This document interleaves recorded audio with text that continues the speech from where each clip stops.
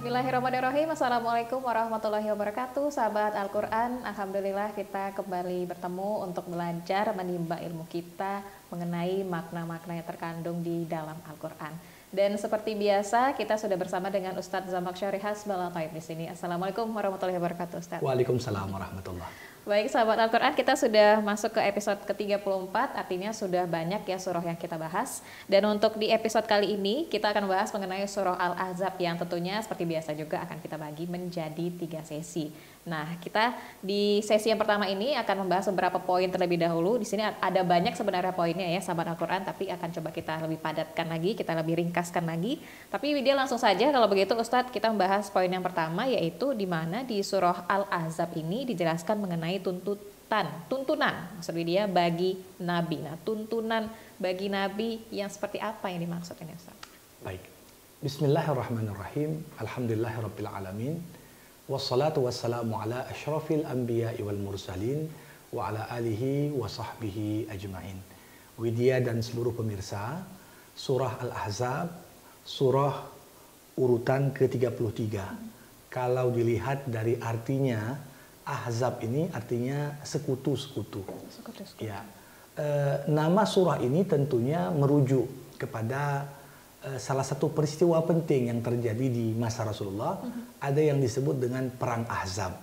Ketika orang-orang Quraisy bersekutu dengan koalisi-koalisi mereka untuk mengepung kota Madinah dan berharap dapat mengalahkan umat Islam serta menghabisi mereka di Madinah. Perang ini juga dikenal dengan Perang Parit.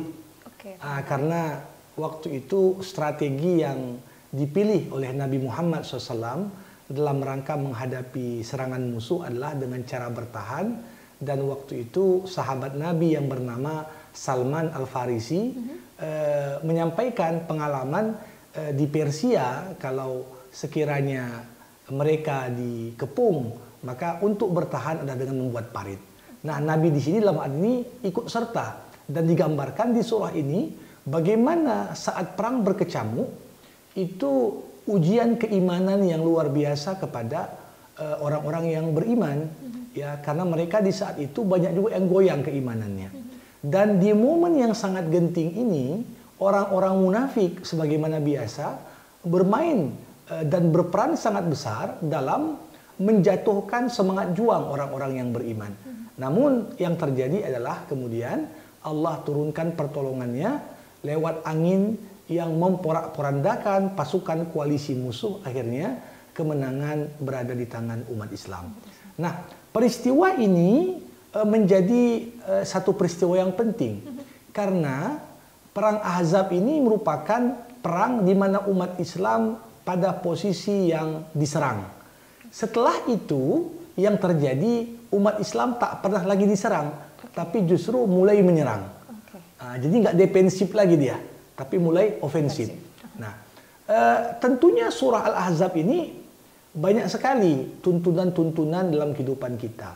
Dan secara khusus bisa kita katakan surah ini bertemakan tentang Rasulullah Muhammad SAW dan keluarganya, serta bagaimana perhatian besar Allah kepada Nabi Muhammad SAW.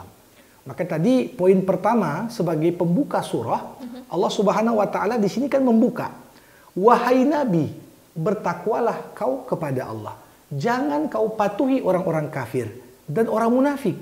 Sesungguhnya Allah Maha mengetahui lagi Maha bijaksana.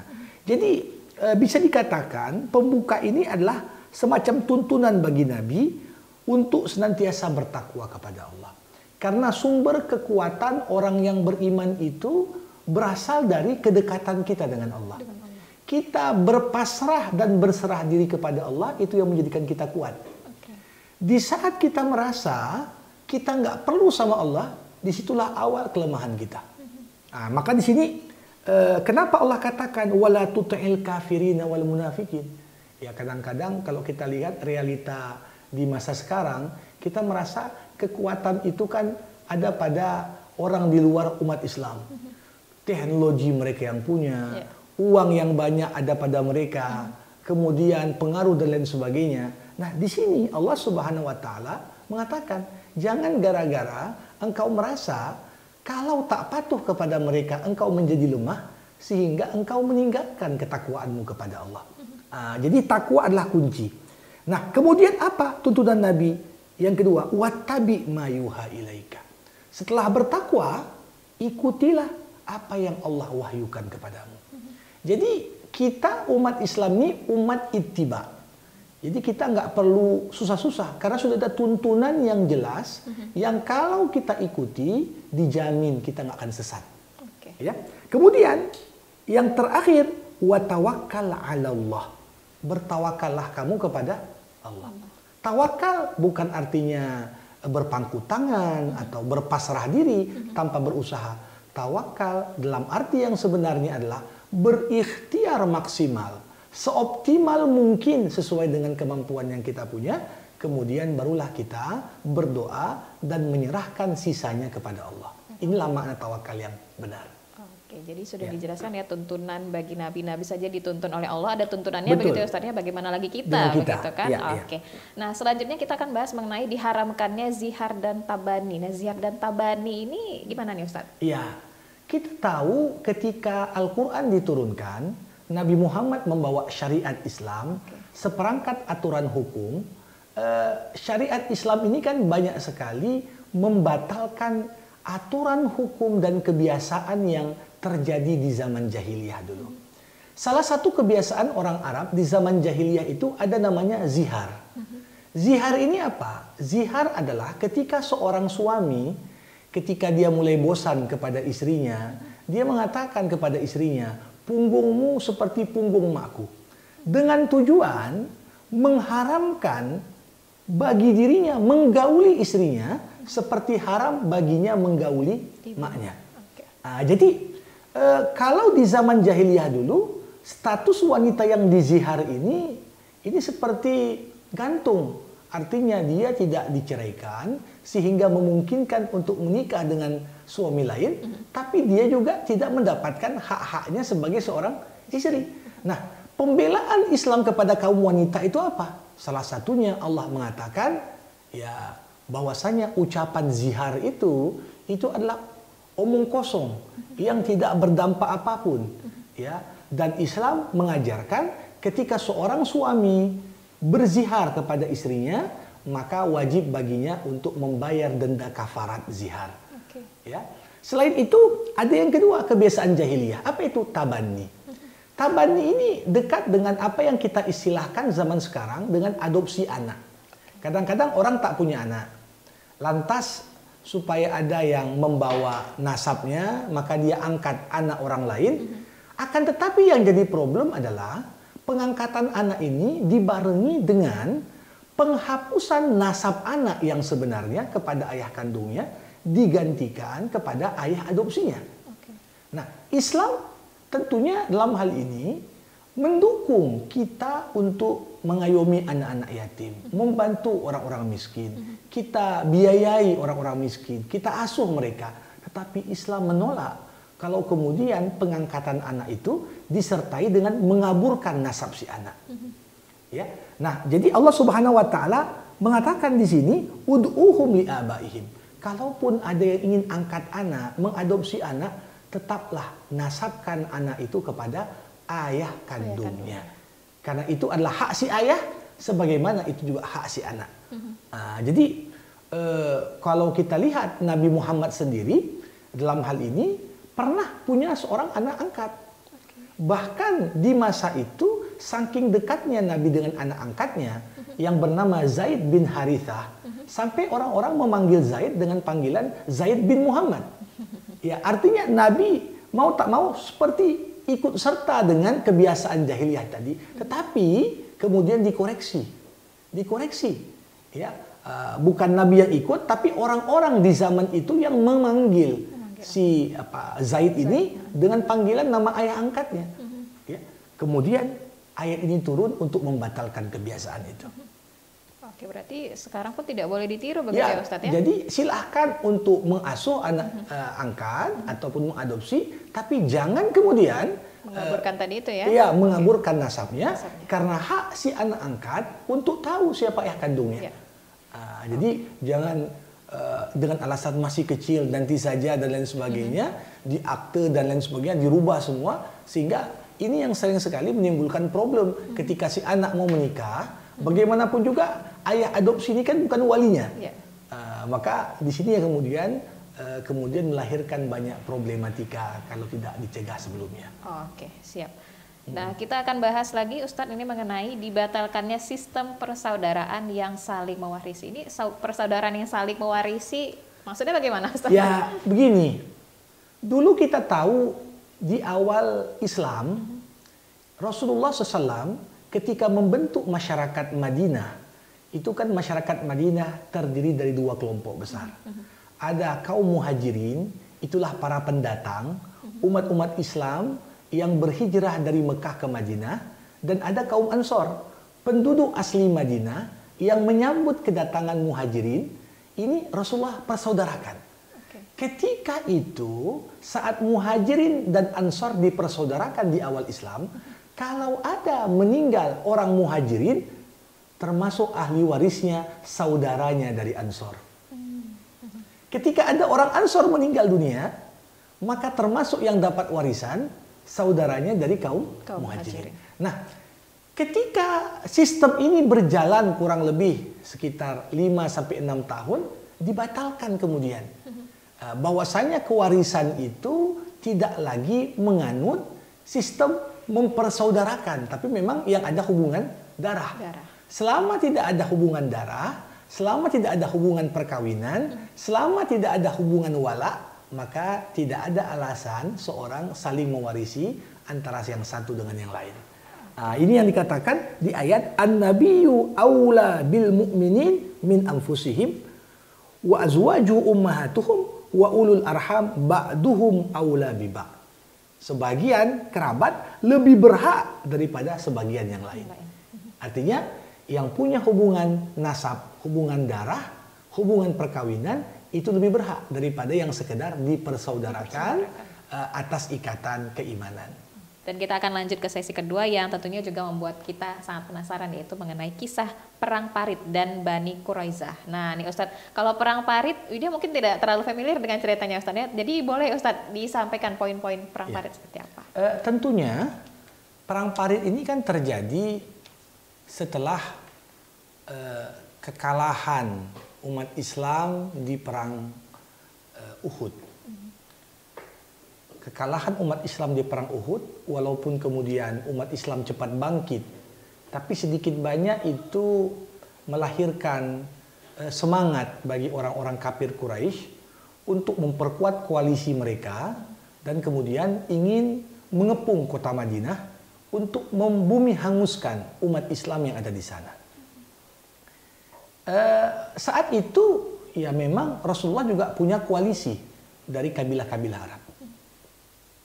Namun ketika Nabi sudah bisa membaca strategi musuh, Nabi pun kemudian ikut serta umat Islam dalam sebulan penuh sibuk menggali parit di sekitar kota Madinah, sehingga dengan itulah mereka bisa bertahan. Nah, ketika pasukan musuh sampai, betapa terkejutnya mereka melihat parit besar sudah ada menghalangi mereka untuk masuk ke kota Madinah. Nah, di saat itu mereka pun membangun kemah-kemah di sekitar parit itu, dan tanpa diketahui yang terjadi kemudian setelah beberapa malam Allah Subhanahu wa taala pun mengirimkan angin yang kemudian memporak-porandakan kemah-kemah pasukan koalisi tadi hingga kemudian mereka lari meninggalkan posisi dan tempat. Nah, tentunya sebagaimana musuh ada di luar parit, di dalam kota Madinah waktu itu termasuk orang-orang Yahudi ini secara status mereka adalah warga negara Madinah yang bertanggung jawab untuk membela negara Madinah dari serangan musuh di luar. Tapi yang terjadi mereka berkhianat. Mereka berkoalisi dengan kafir Quraisy karena mereka sangat yakin lewat perang ini umat Islam akan habis. Nah, salah satu kabilah Yahudi yang ada di dalam Madinah itulah Bani Quraizah. Nah, jadi mereka pun dalam hal ini membocorkan rahasia-rahasia Rasulullah bagaimana situasi internal yang ada di kota Madinah. Nah, diberitahukan pada musuh. Nah, begitu musuh kalah karena faktor angin tadi, Rasulullah langsung mempersiapkan pasukan untuk mengepung Bani Quraiza. Karena Nabi membaca bagaimana Bani Quraiza ini laksana duri dalam daging, yang mereka itu berkhianat, membantu musuh untuk menjatuhkan pertahanan dari Madinah. Nah, di sini yang Allah katakan, "Idz ja'ukum min fawqikum wa min asfala minkum wa idz zaghatil absar wa balagatil qulubul hanajir wa tadhunnuna billahi dhununa." Allah katakan, ketika musuh datang kepadamu dari atas, dari bawah, ketika penglihatanmu terpana dan hatimu menyesak sampai ke tenggorokan, kamu berprasangka yang bukan-bukan kepada Allah. Dan di sini yang menariknya Allah katakan, "Hunalika btuliyal mu'minun." Di momen-momen sulit selalu umat Islam itu diuji. Jadi keimanan kita selalu diuji di momen-momen sulit. Ya, kalau momen-momen normal ini nggak ada ujian keimanan. Apakah kita tetap yakin akan pertolongan Allah? Tetap tidak bergeming sedikit pun dengan untuk meninggalkan agama Allah di momen-momen yang sulit tadi. Nah, inilah yang terjadi sehingga kemudian pertolongan Allah itu turun, ya, untuk membela orang-orang yang beriman. Oke, ya. Baik. Tadi kisah mengenai perang Parit ya dan Bani Quraiza. Sekarang kita lanjut Ustadz mengenai adab dan tuntunan bagi para istri Nabi. Kalau sebelumnya kita bahas mengenai tuntunan bagi Nabi, ini bagi istri Nabi, Ustadz. Iya, tentunya bercerita tentang Nabi nggak lengkap kalau kita nggak berbicara tentang keluarga Nabi. Karena keluarga Nabi adalah keluarga paling mulia. Keluarga Nabi adalah teladan bagi kita semua. Termasuklah dalam hal ini para istri Rasulullah Muhammad SAW, statusnya adalah ibunda bagi kita semua orang-orang yang beriman. Maka semua istri Nabi gelarnya apa? Ummul Mukminin. Ummul Mukminin. Ibunya orang-orang yang beriman. Jadi kenapa diistilahkan dengan Ummul Mukminin? Kata ibu itu kan mengisyaratkan kewajiban kita untuk memuliakannya, menghormatinya. Ya, ini juga lah yang harus kita berikan kepada para istri Rasulullah. Di sini beberapa tuntunan kepada istri Nabi dan ayat-ayat ini turun berkaitan dengan sebuah sebab. Jadi jangan kita mengira keluarga Nabi itu nggak ada problemnya, tidak.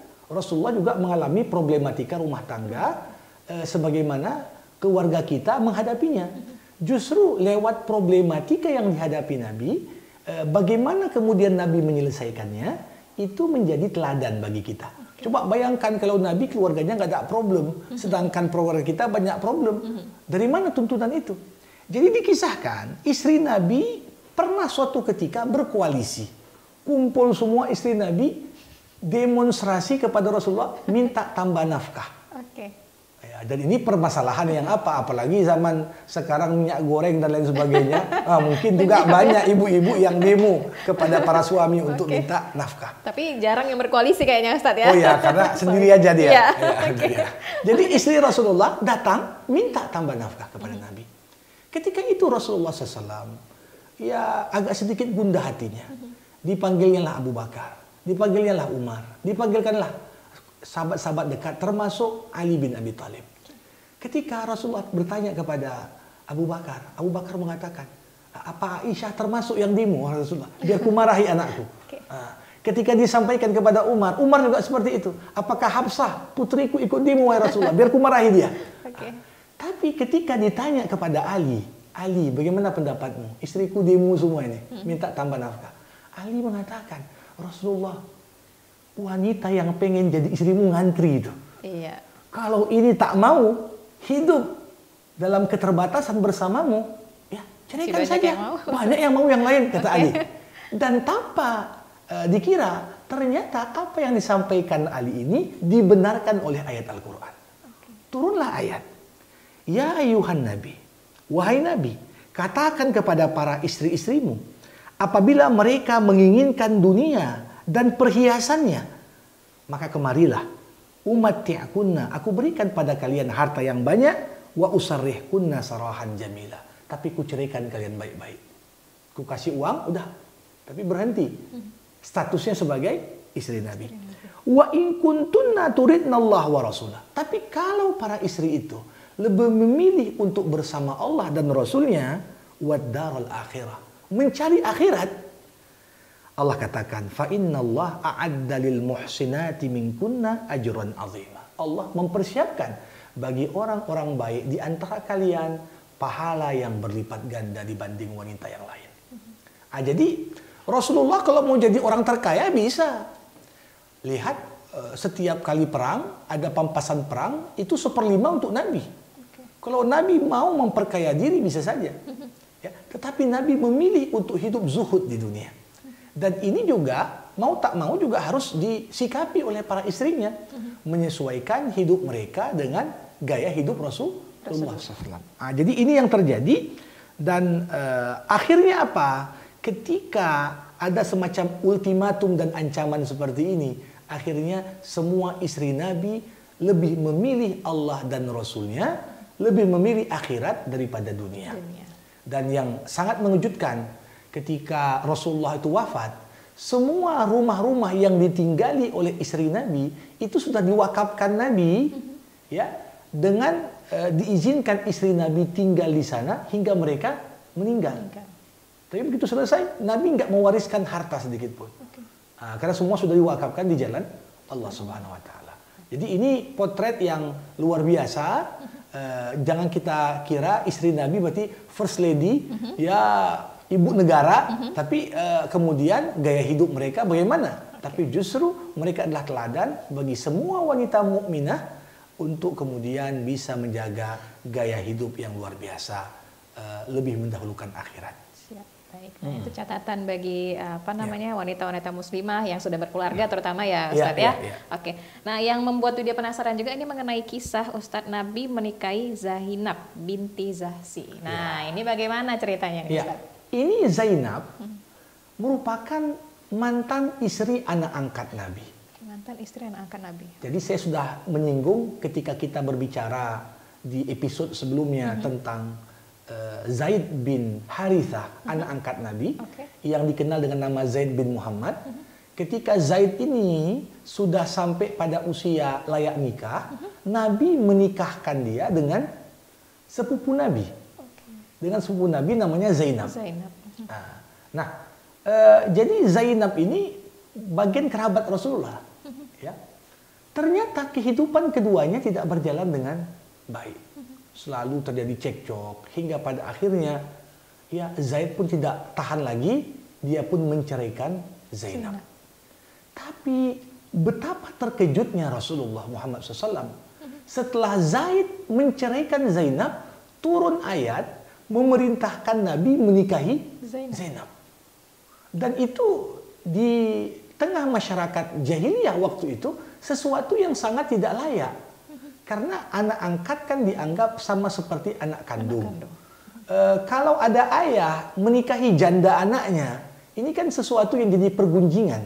Tapi justru turun ayat memerintahkan Nabi menikahi janda anak angkatnya untuk menegaskan bahwasanya anak angkat statusnya tak sama dengan anak kandung.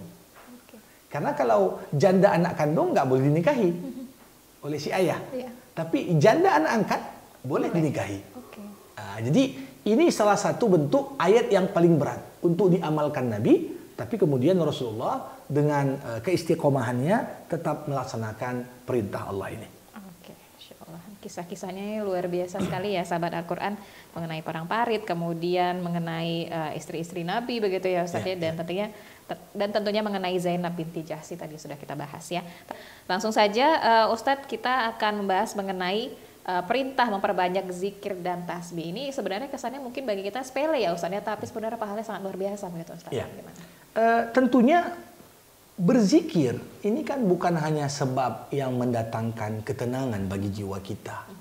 Tapi zikir itu adalah bagian dari sifat utama orang yang beriman. Perbedaan antara orang beriman dengan orang munafik itu di mana? Orang mengatakan orang yang beriman itu selalu berzikir dengan banyak. Orang munafik itu tidak berzikir kecuali sedikit. Jadi munafik pun berzikir, tapi mereka cepat bosan ketika berzikir. Nah, orang yang beriman dikatakan, uzkurullah zikran katsira. Ingatlah Allah dengan zikir yang banyak. Wasabbihuhu bukratan wa asila. Bertasbihlah kau di pagi dan petang.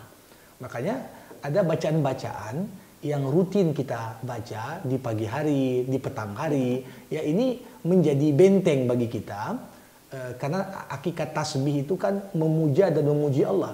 Kita mensucikan Allah dari segala kekurangan yang ada pada makhluk, karena Allah adalah Khalik, ya. Maka dari itu dikatakan di sini, orang-orang mukmin itu ketika mereka senantiasa bertasbih, huwallazi yusalli alaikum wa malaikatuhu liyukhrijakum minadh-dhulumati ilan nur wa kana bil mu'minina rahima. Dialah yang memberikan rahmat kepadamu dan para malaikatnya memohon ampunan untukmu agar kamu mengeluarkan kamu dari kegelapan kepada cahaya. Jadi di sini bagaimana efek zikir itu membuat malaikat juga selalu meminta ampunan untuk kita.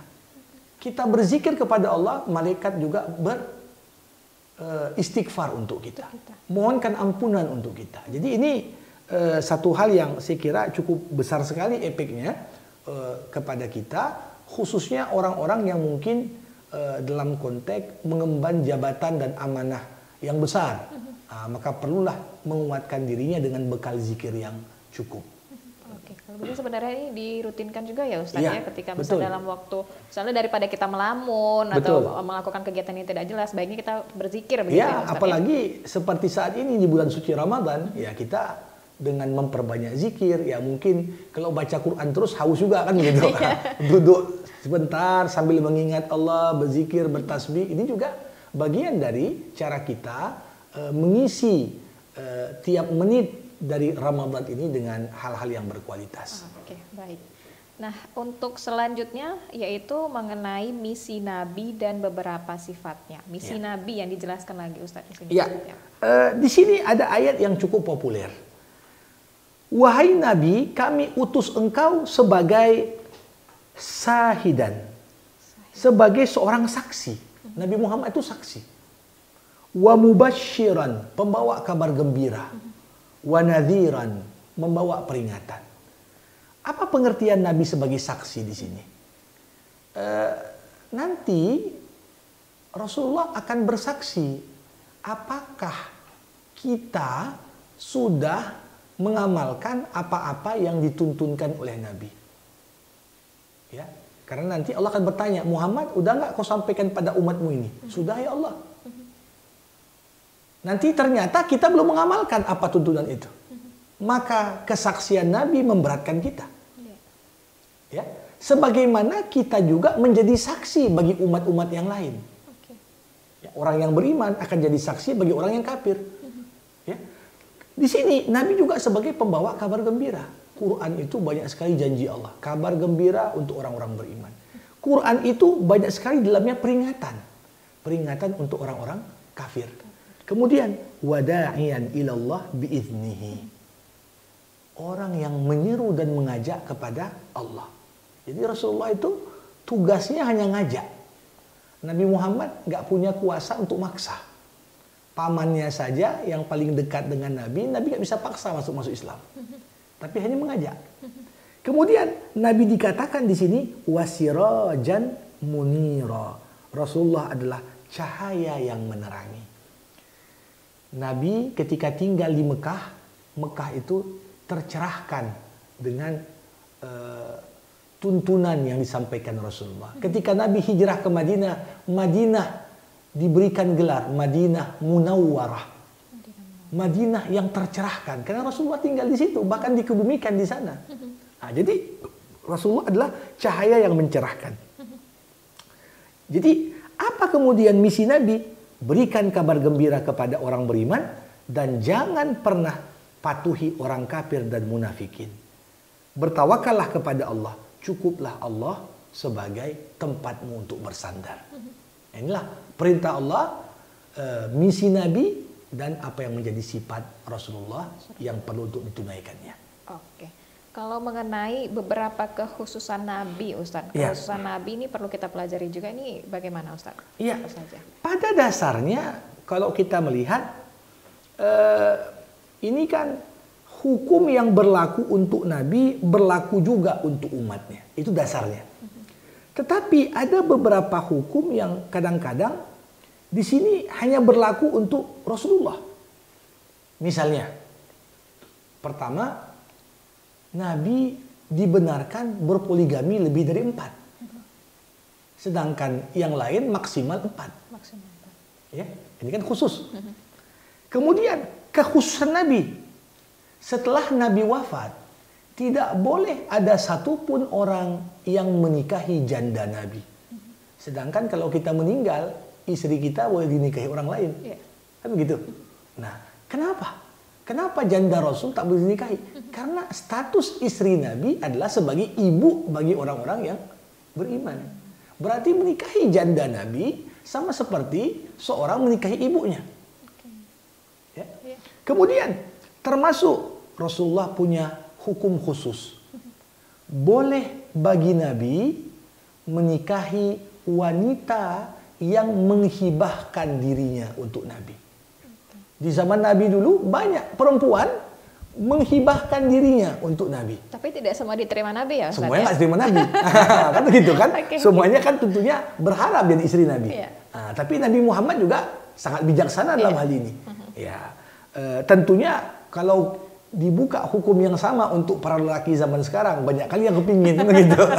Oke. Baik. Oke, kita ke poin selanjutnya yaitu mengenai perintah berhijab ini, Ustaz. Nah, ini menarik ya, Ustaz, ya, mengenai perintah berhijab ini. Ya, memang perintah berhijab ini kan kalau kita lihat sampai saat ini walaupun perintah berhijab itu jelas, tapi masih ada juga yang menganggap seakan-akan perintah hijab itu pro dan kontra.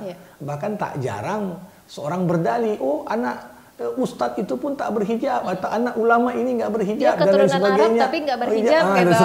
Ya. Nah, tentunya rujukan kita adalah bukan perbuatan manusia, tapi apa yang menjadi dalil. Betapa beruntungnya kita tinggal di Indonesia. Saat ini saudara-saudara kita di India untuk sekedar masuk sekolah saja wanitanya mau pakai hijab nggak dikasih. Dulu di Prancis dianggap hijab itu simbol keagamaan, tak dibolehkan di negara sekuler dan sebagainya. Padahal Allah mengatakan, ya ayyuhan nabi kulli azwajika wa banatika wa nisa'il mu'minin yudnina 'alaihinna min jalabibihin. Dzalika adna ay yu'rafna fala yu'zain wa kana Allah ghafurur rahim. Wahai nabi, katakan pada istrimu, katakan pada anak perempuanmu, katakan kepada istri orang-orang beriman, hendaklah mereka menutupkan jilbabnya ke seluruh tubuh agar yang demikian itu mereka mudah dikenal sehingga mereka tidak diganggu. Dan Allah Subhanahu wa taala Maha Pengampun lagi Maha Penyayang. Jadi ayat ini turun ketika itu yang membedakan status antara wanita merdeka dengan budak dan hamba sahaya itu, wanita merdeka, wanita terhormat selalu memakai jilbab. Ketika seorang wanita memakai jilbab, maka orang asing tak akan berani untuk mengganggunya. Tapi ketika wanita menampakkan auratnya kepada orang asing, maka potensi dia untuk diganggu, potensi dia untuk dipermainkan juga makin besar. Jadi sebenarnya hijab itu adalah simbol kesucian, simbol kehormatan, simbol bagaimana seorang wanita itu memuliakan dirinya sehingga orang lain pun memuliakannya. Jadi tentunya dalam hal ini hijab adalah kebanggaan bagi setiap wanita muslimah dan kita sangat bersyukur kesadaran di kalangan wanita muslimah terus untuk berhijab ini terus bertambah. Walaupun ada juga yang mungkin berhijabnya mendadak ketika Ramadan dan lain sebagainya. Tapi mudah-mudahan dengan mereka mencoba untuk merasakan nikmatnya berhijab, ini di luar Ramadan pun juga akan tetap istiqomah dalam melanjutkan kebiasaan baik ini. Oke, baik. Selanjutnya Ustadz mengenai menjaga amanah. Nah ini sebagai seorang muslim terkadang kita menjaga amanah ini adalah suatu hal yang sulit begitu Ustadz. Nah, sebaiknya seperti apa kita dalam hal menjaga amanah? Di akhir surah Al-Ahzab Allah Subhanahu wa taala menceritakan kepada kita. Allah pernah menawarkan kepada langit, bumi dan gunung untuk memikul amanah. Tapi ketiganya menolak. Kemudian amanah itu justru diemban oleh manusia. Diemban oleh Adam alaihissalam. Nah, apa pengertian amanah di sini? Amanah di sini pengertiannya adalah kepatuhan kepada Allah secara sukarela. Itulah arti amanah. Artinya apa? Kita melaksanakan perintah dan menjauhkan diri dari larangan Allah secara sukarela. Nah, jadi kalau langit, bumi, gunung ini kan mereka tunduk kepada aturan Allah tanpa ada hak pilih. Manusia tidak.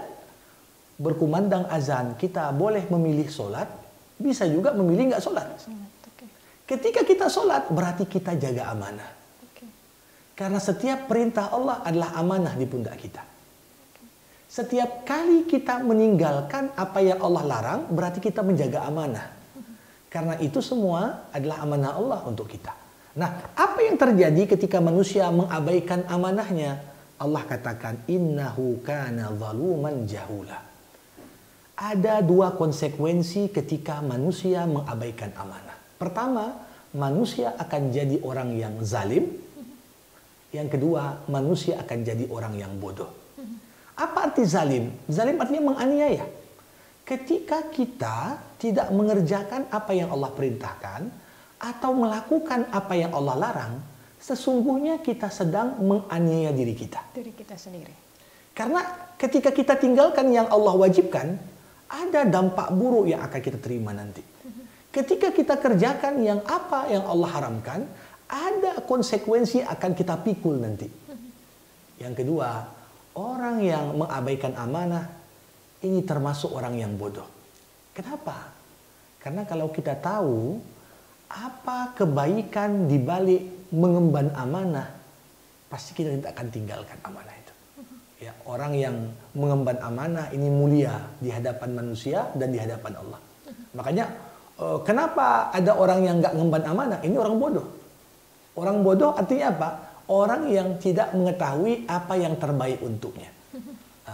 Ketika ada orang disuruh milih, ya misalnya baju baru atau baju bekas, dia pilih baju bekas yang harganya jauh lebih murah daripada baju baru. Kita katakan bodoh kau, karena lebih memilih yang lebih rendah nilainya daripada yang tinggi. Begitu juga dalam hal ini. Ketika kita meninggalkan apa yang seharusnya kita pilih, kita tinggalkan, kita abaikan, maka sesungguhnya itu termasuk bentuk kebodohan yang nyata. Jadi ini yang menjadi konsekuensi ketika Adam memilih memikul amanah. Jagalah diri kita semua agar tidak menjadi zalim, agar tidak menjadi bodoh. Oke, jaga diri kita agar tidak menjadi zalim dan tidak menjadi bodoh, begitu ya Ustaz. Jagalah amanah dengan sebaik-baiknya, apalagi amanah dari Allah, begitu ya Ustaz. Betul. Oke, sahabat Al-Quran, sudah selesai ya kita membahas mengenai surah Al-Ahzab. Mudah-mudahan sahabat Al-Quran sudah mencatat begitu ya apa poin-poin penting yang sudah kita bahas, kemudian diaplikasikan juga nih dalam kehidupan sehari-hari. Dan seperti biasa, diajak sahabat Al-Quran untuk like, komen, dan subscribe YouTube channel kita, Art Media Official. Dan tentunya kita akan terus update mengenai surah-surah yang lain. Dan kita akhiri sampai di sini. Wabillahi taufiq wal hidayah. Wassalamualaikum warahmatullahi wabarakatuh.